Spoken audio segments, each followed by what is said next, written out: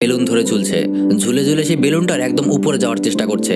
এটা অনেক বিপজ্জনক একটা কাজ, কিন্তু তার এটা করা ছাড়া এই মুহূর্তে কোনো উপায় নেই। যেভাবেই হোক তাকে ঠিক একদম উপরে উঠতে হবে, কারণ তাকে এই মুহূর্তে বেলুনের সব গ্যাস ছেড়ে দিতে হবে। বেলুনটা যদি আর একটু উপরে উঠে যায় তাহলে সে ঠান্ডায় জমে মারা যেতে পারে। সে দড়ি ধরে উপরে উঠছিল। দড়িটা ছিল খুবই ঠান্ডা, তাই দড়িটা ধরে রাখতেও তার অনেক কষ্ট হচ্ছে।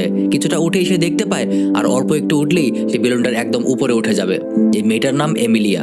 একটু পরেই সে তার পাশের আরেকটা দড়ি ধরার চেষ্টা করে, কিন্তু সেটাও কিছুটা দূরে ছিল। কিন্তু হঠাৎ করেই দড়ি থেকে পা ফসকে যায়। তার পুরো শরীরটা দড়িতে ঝুলতে থাকে।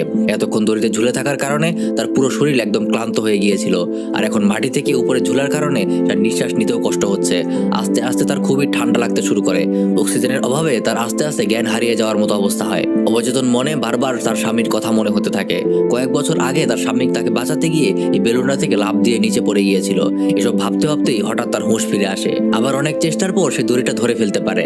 এরপর আবার দড়ি পেয়ে উপরে উঠতে শুরু করে, আর ফাইনালি একসময় সে বেলুনের একদম উপরে উঠে যায়। এরপর সে তাড়াতাড়ি করে বেলুনের গ্যাস ভালভ থেকে সব গ্যাস বের করে দেওয়ার চেষ্টা করে, কিন্তু সেটার মুখটা সে কোনোভাবেই খুলতে পারে না, কারণ প্রচন্ড ঠান্ডার কারণে গ্যাসের ভালভের মুখটা একদম বরফ